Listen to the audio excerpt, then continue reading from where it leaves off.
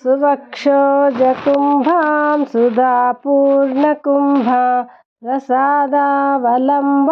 प्रपुण्यावलम्बां पदास्येन्दुबिम्बां सदानोष्टबिम्बां भजे शारदाम्बामजस्रं मदम्बाम् कटाक्षे दयार्द्रां करे ज्ञानमुद्रां कलाभिर्विनिद्रां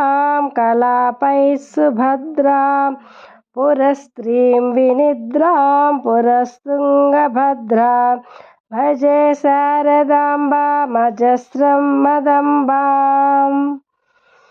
ललामाङ्कफालां लसद्गानलोलां स्वभक्तैकपालां यशस्वीकपोलां करे साक्षमालां कनद्रत्नमूलं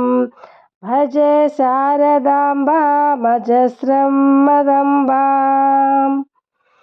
सुसीमन्तवेणीं दृशानिर्जितैणीं रमत्कीरवाणीं नमद्वज्रपाणिं सुधामन्धरास्या मुदाचिन्त्यवेणी भजे शारदाम्बामजस्रं मदम्बाम् सुशान्तां सुदेहां दृगन्ते कचान्तां लसत्सल्लताङ्गी मनन्तामचिन्त्यां स्मृतां तापसैस्सर्गपूर्वस्थितां तां भजे शारदाम्बामजस्रं मदम्बाम् कुरङ्गे तुरङ्गे मृगेन्द्रे खगेन्द्रे मराळे मदेभे महोक्षेऽधिरूढां महत्यं नवम्यां सदा सामरूपां भजे शारदाम्बामजस्रं मदम्बाम्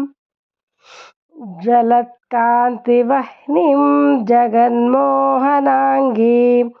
भजन्मानसाम्भोजशुभ्रान्तभृङ्गीं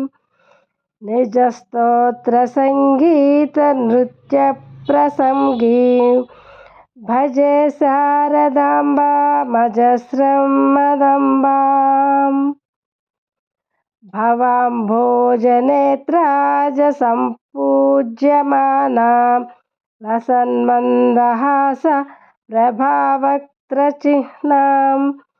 चलच्चञ्चलाचारुताटङ्ककर्णां भजे शारदाम्बामजस्रं मदम्बाम्। శ్రీమాత్రే నమః।